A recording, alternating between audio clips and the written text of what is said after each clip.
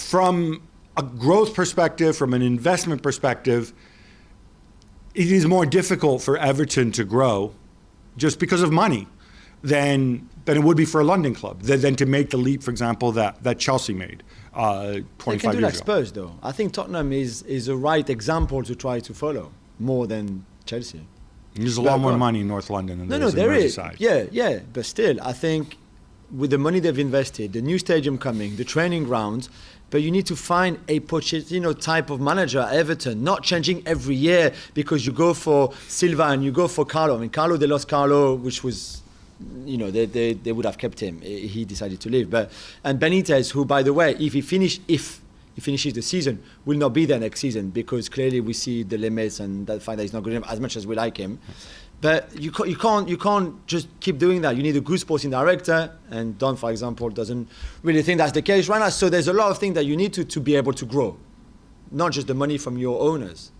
But I think Jules is right. Don, your thoughts on this? I mean, yeah, I think when you look at the size of the club that Everton are, I think Evertonians will tell you, Gab. I mean, they're not trying to chase down Liverpool or Man City and win the league. They want to see progression. They want to see structure at the football club. And the teams that you can follow, which doesn't seem a million miles away, is the job that David Moyes is doing at West Ham or what Brendan Rodgers is doing at Leicester. Why can't Everton be in that bracket where you're trying to get into the top six? The hierarchy, and you talk about money, the hierarchy at Everton over the last few years has spent close to £500 million. But Marcel Brands is the guy that's coming under pressure, and rightly so, because the signings haven't been good enough. And the side that was put out last night, it was a stark realisation, really, and it's quite brutal. But actually, you try and paint a picture before the game, Merseyside derby, Everton could maybe nick something if they're on it, and Liverpool are just off it. Everton are miles away from Liverpool. Right. So the realisation was, before the game, they were going to get battered. I mean, this is the thing. I said when Carlo came in, and as you know, we're biased pro Carlo. Completely. But I said this is weird to me because it's a completely different project. It is about building, and then they go and they sign James and Allen. Allen is a phenomenal player, I think, but he's older. These are players who are there to win now, and they go to Everton and they realize, we're not going to win straight away. We're not building. James realizes, I'm not building anything here, right? When the young players do come through and develop, I'm going to be too old.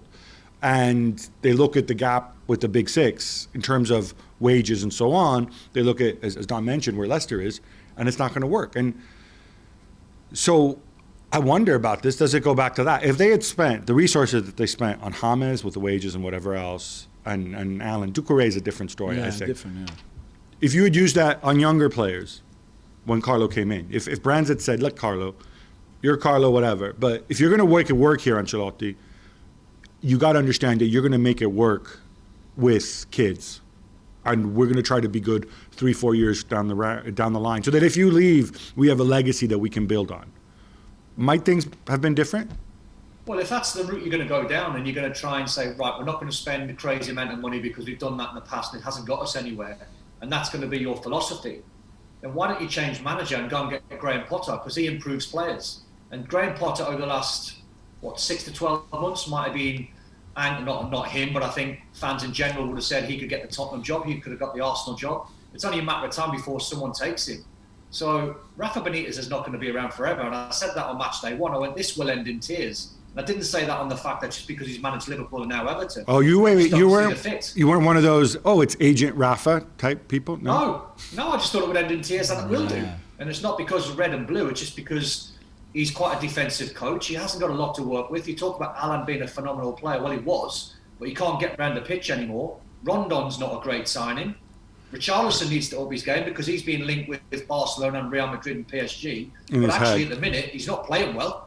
Richarlison has checked out. He's left the club already. Physically, he's there, but he's not really there. I know he gave the assist to Demarai Gray on Wednesday night, but you could tell it with the body language. And that's the problem as well. Benitez is the wrong call.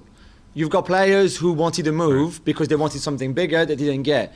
You've got bad signing. I mean, I'm sorry, Andros Townsend is a lovely guy, but this is not good enough for what Everton should target.